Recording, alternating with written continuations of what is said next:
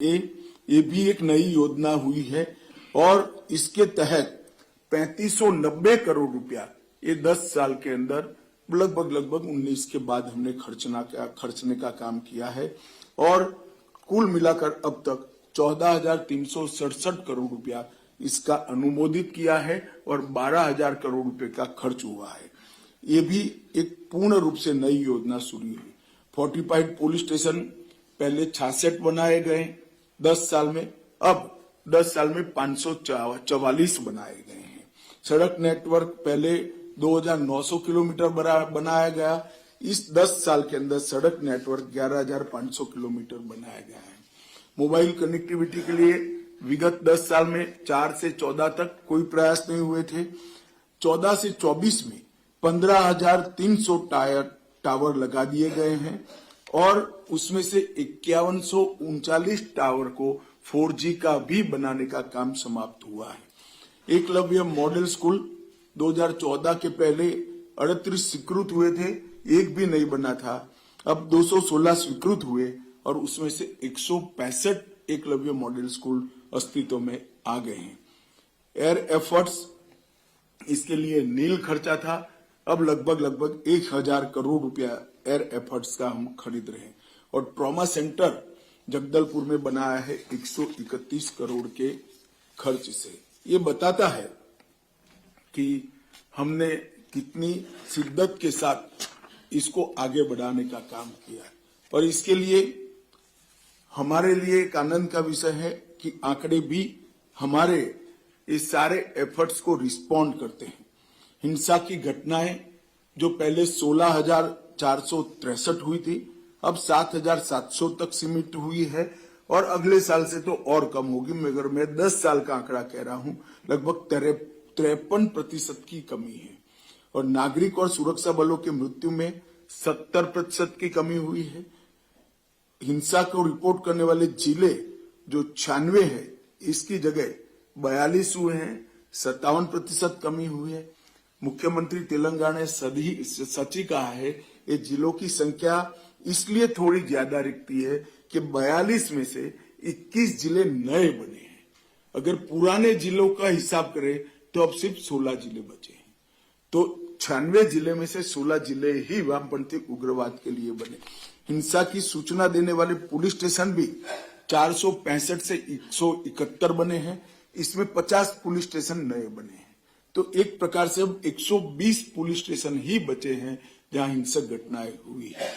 और मैं मानता हूं कि ये सभी राज्यों के और केंद्र सरकार के साझा संयुक्त प्रयास का परिणाम है और हम इसको और दृढ़ता के साथ और स्फूर्ति के साथ और एक ही दिशा में आने वाले समय में हम आगे ले जाएंगे, इसका मुझे पूरा विश्वास है। माओवादी इफेक्टेड डिस्ट्रिक्ट की संख्या में भी जो कमी है, इसमें भी कुछ जिलों को हमने, जैसे कुछ मुख्यमंत्रियों का सुझाव आया था, एरिया ऑफ कंसर्न के रूप में चालू रखने का निर्णय किया है, इसलिए वो है। अदरवाइज वहां पर आज शांति हो गई है। छत्तीसगढ़ की सफलता हम सब के लिए उत्साह की प्रेरणा लेकर आई है। छत्तीसगढ़ में केवल हथियारी ऑपरेशन नहीं चलाए गए, सरेंडर हुए, वो भी एक अलग बात है, परंतु इसके अलावे वामपंथी उग्रवाद से प्रभावित सभी जिलों के अंदर छत्तीसगढ़ सरकार ने एक विकास का नया अभियान चलाया है। 300 के आसपास व्यक्तिगत और फैमिली के साथ जुड़ी हुई भारत सरकार और छत्तीसगढ़ सरकार की योजनाओं को 100% सैचुरेशन का लक्ष्य रखा है। इसके कारण गांव में स्कूल पहुंचा है, सस्ता अनाज की दुकान पहुंची है, सस्ती दवाइयों की दुकान पहुंची है, पब्लिक हेल्थ सेंटर बनाए गए हैं और सेकेंडरी स्कूलों की भी शुरुआत हुई। और मुझे कहते हुए आनंद हुआ है कि कई गांव इस चुनाव में ऐसे थे, जनरल इलेक्शन में, जिन्होंने 30 साल के बाद वोटिंग किया है, वहां पर वोटिंग हुआ है। वरना पोलिंग पार्टी जाती थी, नील वोटिंग का डब्बा लेकर वापस आती थी। पहली बार 70% वोटिंग किया गया है। सुरक्षा वैक्यूम को कम करने के लिए 2019 से अब तक हमने 280 नए कैंप बनाए हैं, 15 नए ज्वाइंट टास्क फोर्स बनाए हैं और सीआरपीएफ की 6 बटालियन नई अलग अलग राज्यों में राज्य पुलिस की सहायता में हमने भेजा है। इसके साथ साथ एनआईए को भी हमने एक्टिव कर इनके वित्तीय पोषण को भी रोकने का हमने ऑफेंसिव रणनीति अपनाया है, जिसके कारण इनके पास आर्थिक संसाधनों की कमी अब सब जगह से रिपोर्ट आ रही है कि आर्थिक संसाधनों की कमी हुई है। डिफेंसिव नीति को बदलकर ऑफेंसिव रणनीति अपनाई है। कई ऑपरेशन 13 दिन, 10 दिन, 12 दिन के चलाए गए, जिसके कारण घेरा कर अगर 12 दिन ऑपरेशन चलता है तो उनको भागने का समय नहीं मिलता है। एनआईए द्वारा प्रोसिक्यूशन के सभी बिंदुओं को समाहित करते हुए एक अच्छा ट्रेनिंग प्रोग्राम बनाया है। यूएपीए में जो केस रजिस्टर होते हैं, इसको सजा कराने तक की पूरी कार्य योजना एनआईए ने बनाई है और ढेर सारे राज्यों की ट्रेनिंग भी की है। मेरा सभी राज्य के मुख्यमंत्रियों से आग्रह है कि आपके यहाँ जो केस पेंडिंग है वो केसों में एनआईए की टीम को बुलाकर आपकी प्रोसिक्यूशन एजेंसी की ट्रेनिंग कराएंगे तो इससे हमें फायदा होगा। केंद्र सरकार ने कई फ्लैगशिप योजनाओं के अलावे सड़क, टेलीकम्युनिकेशन सुविधाओं की सुधार, वित्तीय समावेशन, कौशल विकास, शिक्षा, स्वास्थ्य और पोषण, ये सभी बिंदुओं पर एक बहुत थ्रस्ट देकर काम करना शुरू किया। इसके भी अच्छे नतीजे मिले हैं। माननीय प्रधानमंत्री जी ने 2 अक्टूबर को झारखंड की भूमि से धरती आबा जनजातीय ग्राम उत्कर्ष अभियान चलाया और वामपंथी उग्रवाद प्रभावित क्षेत्र में 15,000 से ज्यादा गांव और लगभग 1.5 करोड़ की आबादी को व्यक्तिगत सुविधाओं के लिए और ग्रामीण क्षेत्र के संपूर्ण सैचुरेशन के लिए तो धरती आबा जनजातीय ग्राम उत्कर्ष अभियान एक मील का पत्थर साबित होने वाला है। मेरा सभी मुख्यमंत्रियों से आग्रह है कि इसको अपने अपने राज्य में आप स्वयं मॉनिटर करिए और इसको आगे बढ़ाइए। टेलीफोन कनेक्टिविटी, सड़क संपर्क और शिक्षा, ये तीनों के लिए राज्यों का सहयोग बहुत जरूरी है। इसके बगैर केंद्र सरकार ये सारे काम समाप्त नहीं कर सकती। मेरा सभी मुख्यमंत्री और मुख्य सचिव से आग्रह है कि ये विकास के कामों की आपके द्वारा कम से कम महीने में एक बार रिव्यू हो। मेनली फॉरेस्ट डिपार्टमेंट से परमिशन की जो थोड़ी तकलीफ होती है, इसको आप लोग मदद करिए। हमने 3C मतलब 3 स्तर पर कनेक्टिविटी में सुधार लाना, रोड कनेक्टिविटी, मोबाइल कनेक्टिविटी और फाइनेंशियल इंक्लूजन, बैंक और पोस्ट ऑफिस को वहां तक पहुंचाना, इसको विशेष ध्यान दिया है। मित्रों, नक्सलवाद आज साबित हो चुका है कि नक्सलवाद आदिवासी क्षेत्रों के विकास के बीच में सबसे बड़ा रोड़ा है।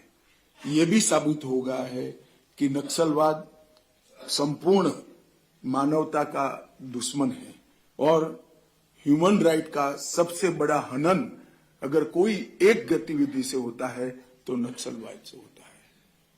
8 करोड़ लोगों को मूलभूत सुविधाओं से वंचित रखना, ये इससे बड़ा उनके ह्यूमन राइट का कोई हनन हो नहीं सकता। हजारों सैकड़ों आदिवासी भाई निर्दोष इनकी लगाई हुई आईईडी से मारे जाते हैं। अलग प्रकार से इनकी कोर्टें इनको गैरकानूनी तरीके से मार देती हैं। इससे बड़ा ह्यूमन राइट का कोई वायोलेशन हो नहीं सकता और नक्सलवाद के कारण ही विकास रुका है, ये भी अब साबित हो गया है। अतः हम सब के लिए जरूरी है कि इसको हम एक बार फाइनल पुश देकर समाप्त करें। मेरी सभी राज्यों के मुख्यमंत्री और डीजीपी पुलिस प्रमुखों से मेरा निवेदन है कि मुख्यमंत्री जी महीने में एक बार विकास का और नक्सल विरोधी अभियानों का रिव्यू करें। डीजीपी कम से कम 15 दिन में एक बार नक्सल विरोधी अभियानों का रिव्यू करें। और मेरा सभी सीएपीएफ के प्रमुखों से भी आग्रह है कि जहां जहां सीएपीएफ की फोर्स डिप्लॉय है वो जिलों में एक रात्रि वहां के राज्य के डीजीपी के साथ एक रात्रि रुककर ये नए हमारे जो अभियान है नक्सल विरोधी अभियान, इसको नई ऊर्जा दे। जब तक डीजीपी स्तर से जिले पे रहकर इसका रिव्यू नहीं होगा, हम परिणाम प्राप्त नहीं कर पाएंगे। कुछ राज्यों में बचा कुछा जो बच गया है उसको पूर्ण उन्मूलन की दिशा में हमने काम करना चाहिए। इसके मूल समेत उखाड़ देने के संकल्प कर कर इस सम्मेलन से हमने जाना चाहिए। माननीय प्रधानमंत्री जी ने 2047 का पूर्ण विकसित भारत का लक्ष्य रखा है। मेरा आप सभी आग्रह है कि हम देश की जनता को सब एकत्रित करें। ऐसे ही कोई मीटिंग से अप्रैल 2026 में बता पाए कि इस देश को राज्य सरकारें और केंद्र सरकार ने मिलकर नक्सलवाद की समस्या से पूर्णतया मुक्त कर दिया है। अब विकास के आड़े कोई बाधा नहीं है। अब कभी भी मानव अधिकार का उल्लंघन नहीं होगा और अब आइडियोलॉजी के नाम पर किलिंग भी नहीं होंगे। ये सभी संयुक्त घोषणा हम सब अप्रैल 26 में कर पाए, ऐसी मेरी आपको शुभकामनाएं हैं।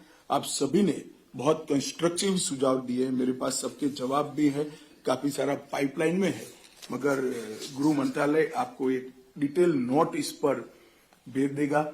मैं कोई ज्यादा इस पर टिप्पणियां करना नहीं चाहता हूं। एक दो छोड़कर सभी चीजें पाइपलाइन में है और जो एक दो बाकी है उसमें भी गृह सचिव जी आज ही दोपहर को सड़क के लिए तो उन्होंने शायद मीटिंग रखा है, मगर एक दो दिन में ये सारे चीज जो माननीय मुख्यमंत्रियों द्वारा उठाई गई है इसका हम गृह मंत्रालय की ओर से आपको त्वरित रिस्पांस भेजेंगे। फिर से एक बार आप सभी का एक्टिव पार्टिसिपेशन के लिए बहुत बहुत धन्यवाद। और आपने जो विश्वास दिलाया है ये निश्चित रूप से जमीन पर लड़ने वाले हमारे सिपाही के बल और उत्साह में वृद्धि करेगा, ऐसा मैं मानता हूं। वंदे मातरम। धन्यवाद सर, आपके मार्गदर्शन